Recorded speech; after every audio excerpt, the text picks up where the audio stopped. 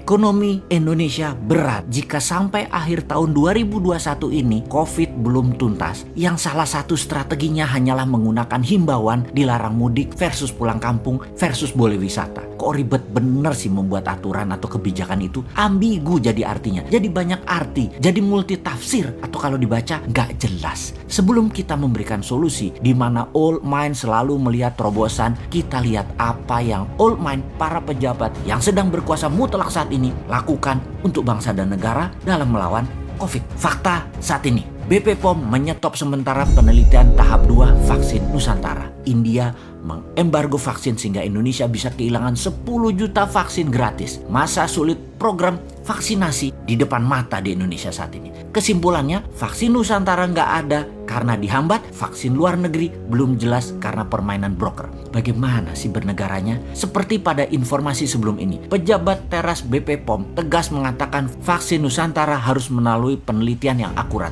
Lah, ini aneh bin ajaib pernyataan tersebut dan tindakan pejabat tersebut. BP POM ini bersikap double standar. Kenapa double standar? Sementara vaksin asing dibiarkan masuk bahkan langsung uji klinis tahap 3 hanya berdasarkan surat WHO, sedangkan vaksin Nusantara dihambat proses pengembangannya. Inilah simbol globalis berkuasa, globalis anti tindakan patriotisme kaum nasionalis. Jadi BP POM dimainkan agar memenangkan globalis untuk mematikan produk nasional. Saat ini nasionalis kalah oleh globalis dalam urusan vaksin karena pejabatnya old mind, anti nasionalis dan pro globalis. Aslinya vaksin Nusantara adalah kolaborasi antara Aivita Biomedical dengan penelitian Universitas Diponegoro dan Rumah Sakit Karyadi, adalah proses transfer teknologi dendritic base vaksin. Alih-alih full support perjuangan anak bangsa, petinggi BP POM malah mencibir dan menuding peneliti Indonesia itu cuma nonton doang. Padahal mereka turut melakukan riset secara langsung.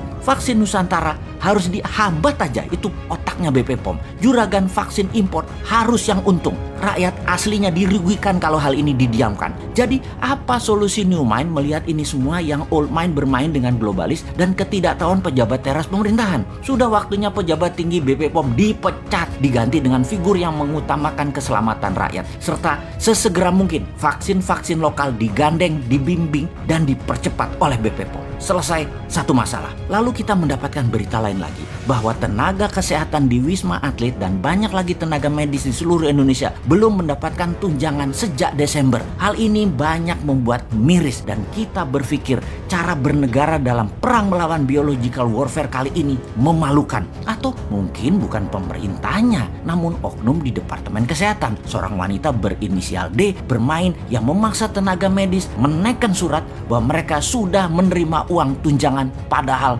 belum. 5 bulan kali 2.000-an tenaga medis dikalikan tunjangan bulanan adalah angka yang tidak besar bagi pemerintah saat ini. Juga kewajiban banyak ke rumah sakit yang belum dibayarkan juga banyak sekali jumlahnya.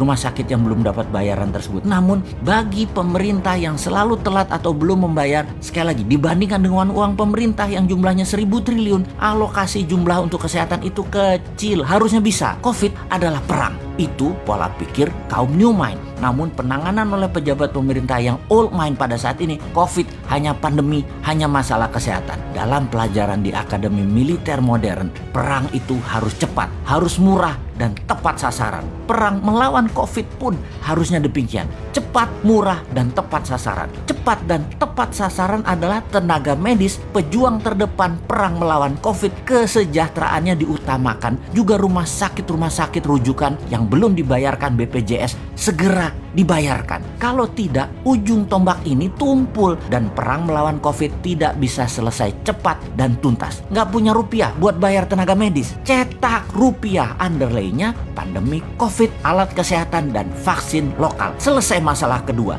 Gitu aja kok repot. Jangan sampai si Sontoloyo ini masuk gorong-gorong nih buat new mind gantiin old mind. Tempe bener sih lu pada.